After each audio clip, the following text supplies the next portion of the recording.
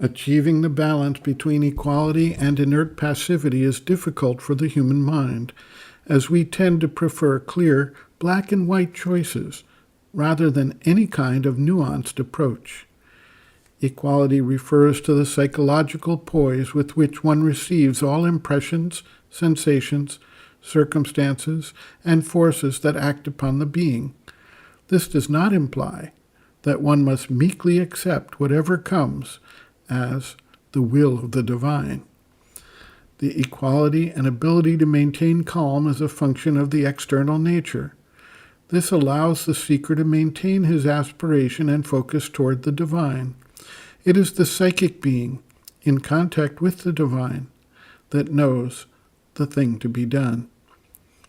Outer circumstances do not generally favor the transformation process that the psychic being has accepted, and thus opposition, difficulties, obstructions will frequently arise as the existing forces of the status quo try to maintain their control and ascendancy.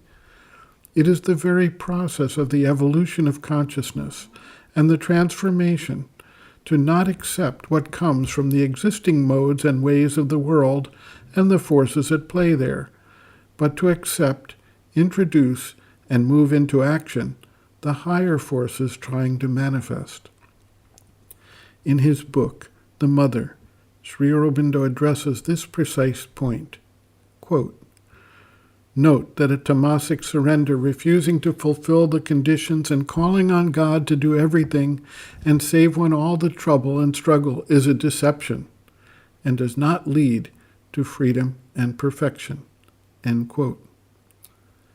Sri Aurobindo writes, quote, "Equality is a very important part of this yoga.